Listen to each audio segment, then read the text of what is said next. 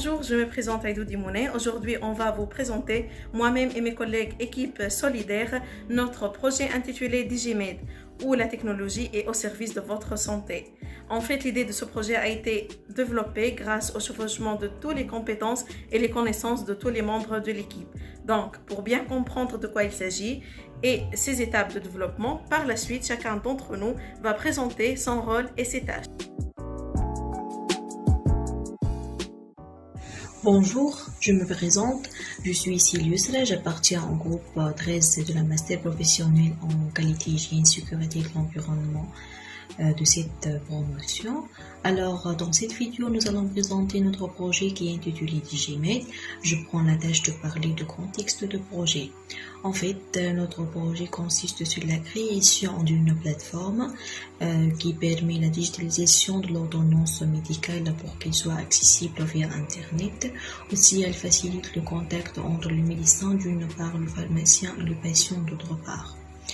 Notamment, de nos jours, on trouve que la révolution de la technologie joue un rôle très précieux et primordial, d'où chacun de nous aime toujours utiliser le système numérique dans tous les domaines. Alors, dans ce cas, c'est le domaine de la santé. Alors, la plateforme DigiMed offre une base partagée entre les professionnels de la santé, un accès direct à l'inscription de tous les médecins et les pharmaciens localisés dans la zone de sous-sphère. Merci. La réussite d'un projet repose sur une définition claire et précise de rôle et de responsabilité de chacun des acteurs, là où la matrice de Rassis intervient. Donc, qu'est-ce que la matrice de Rassis? La matrice de Rassis, c'est un outil utilisé lors du lancement d'un projet qui indique qui est le responsable par la lettre R. Ce sont les personnes qui effectuent le travail. Ensuite, la lettre A, c'est l'approbateur. Ce sont les personnes qui s'assurent que le travail est fait. Ensuite, la lettre C, c'est le consulté. Ce sont les personnes dont la contribution est nécessaire pour achever les travaux. Et finalement, la lettre I, c'est l'informé. Ce sont les personnes qui reçoivent une mise à jour de l'état d'avancement des travaux.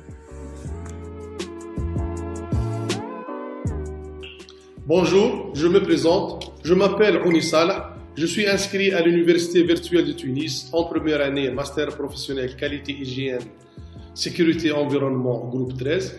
Dans cette vidéo, je vais présenter deux parties de notre projet du groupe solidaire DigiMed. La première partie est celle de KPI. La deuxième partie est celle de la communication de projet.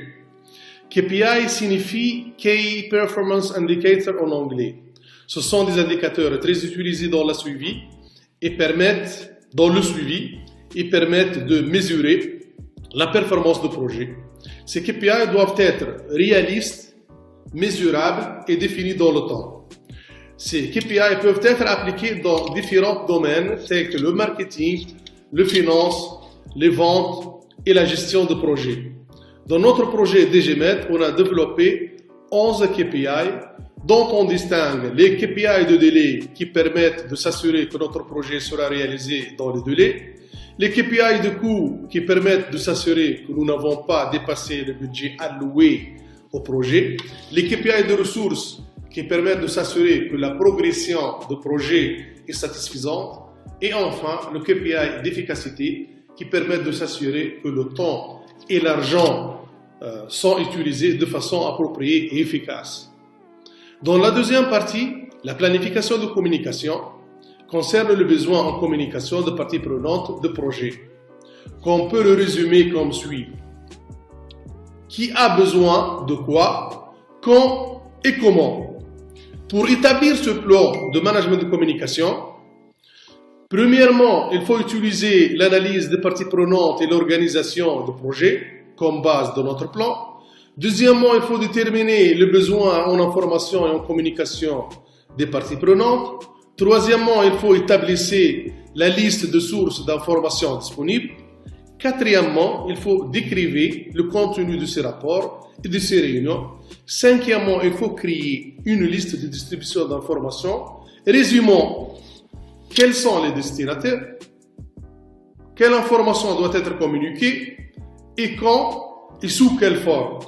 Dans notre projet, on a développé un échéancier de communication la matrice de responsabilité pour les actions de communication et le tableau de calendrier des événements de communication dont on a développé le nom des événements, la description de l'événement, la finalité de l'événement, date et la récurrence. Merci.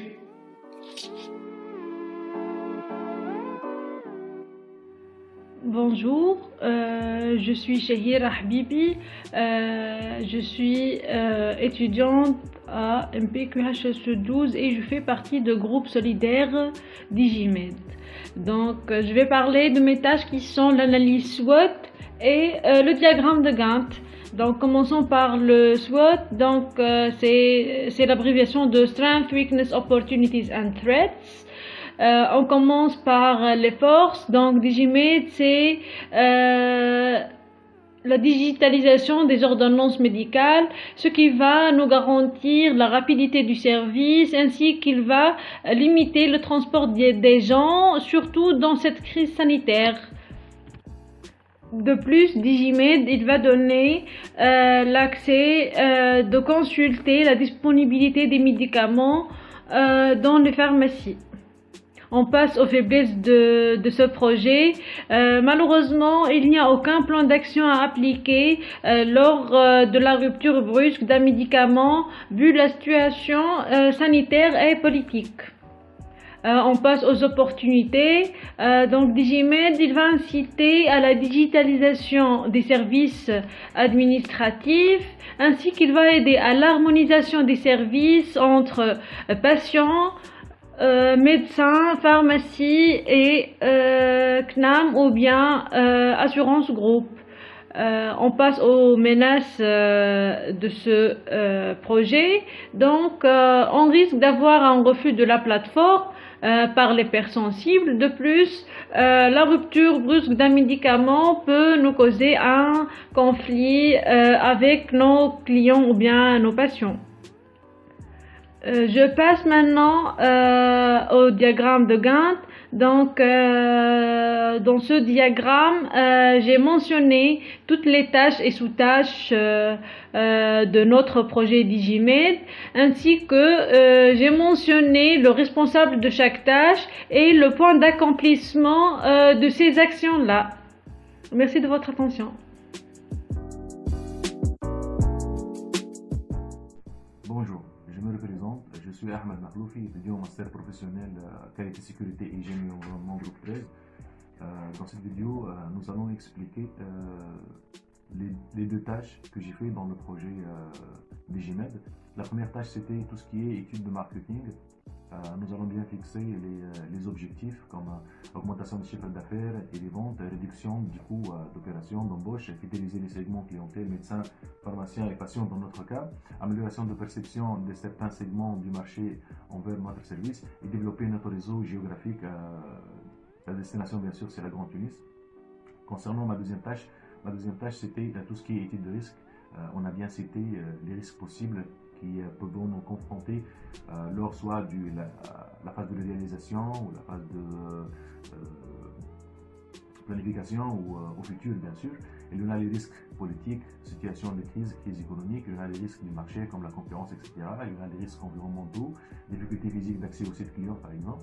Il y en a aussi les risques clients, problèmes socio-économiques, problèmes de livraison. Il y en a aussi les risques du management du projet, comme par exemple si le délai est insuffisant ou le budget est insuffisant, le non-respect de la banque ou de financement aussi.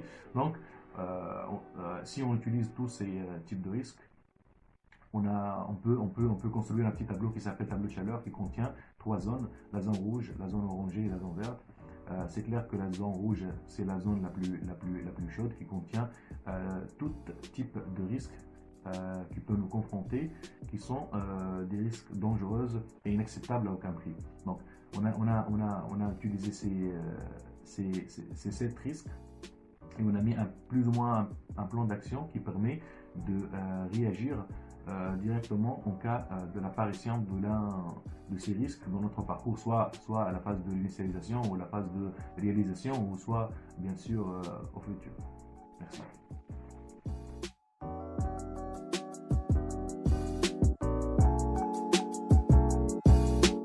Bonjour, Bonjour, je me présente, je suis Sourour Najeri, impliquée à HEC 13. Je fais partie du groupe DigiMed Solidaire dans le cadre de notre projet intitulé Création d'une plateforme pour la digitalisation des ordonnances médicales et la livraison des médicaments à domicile. Je suis chargée de faire les tâches suivantes. La charte de projet, le découpage selon le WBS et la stratégie de livraison. Commençons tout d'abord par la charte de projet. Petite charte dit un élément clé dans la phase de construction de projet. Elle présente de manière synthétique le problème à résoudre, l'objectif à atteindre, le périmètre concerné ainsi que les rôles et les responsabilités des projets et les principaux jalons temporels. La deuxième tâche concerne le découpage du projet. En fait, la gestion d'un projet sera facilitée si ce dernier est divisé en différentes parties. Le WBS en anglais, Work Breakdown Structure, est une structure qui permet de simplifier un projet tout en le réduisant en parties plus simplement appréhendables par toute l'équipe ainsi que les autres parties prenantes. Dans le cas de notre projet, il est subdivisé en 5 principaux jalons: l'étude préliminaire, l'étude stratégique, l'organisation, la mise en place de la plateforme et la clôture du projet. Concernant la stratégie de livraison des GMED, les valeurs sont plutôt dans le sens de pouvoir les livrer les gens fragiles et isolés après 24 heures de leur commande. Donc pas besoin de se rendre jusqu'à la pharmacie pour être livré. Il suffit donc de transmettre la prescription médicale via l'application DigiMed, DigiAppli, disponible sur iOS et Android. Ainsi, les médicaments livrés seront placés dans des sacs scellés, par la suite dans des sacs à dos isothermes afin de respecter la chaîne de froid des médicaments. Donc on peut dire que le service de livraison du GMED est un service rapide, facile et confidentiel. Merci. Je me présente Aïdou Dimouné. Aujourd'hui, je vais vous présenter les tâches que j'ai effectuées pendant le développement de notre projet DigiMed. Donc, en premier lieu, j'étais chargée principalement par la coordination entre les membres de l'équipe, l'affectation de ressources et l'enchaînement logique des tâches. En deuxième lieu, je prends en charge la réalisation de Business Model Canva qui est parfaitement adapté à la phase de la création, ce qui nous donne un aperçu général sur le financement de l'entreprise, la proposition de valeur, le segment de clientèle visé et la structure des coûts. En outre, j'ai déterminé le cycle de vie de notre projet, soit le cycle de vie en V, qui comprend toutes les étapes d'une application, depuis sa conception et sa réalisation jusqu'à sa mise en place. En fait, l'objectif d'un tel découpage est de permettre de définir des jalons intermédiaires permettant la validation de développement de logiciel et la vérification de son processus de développement.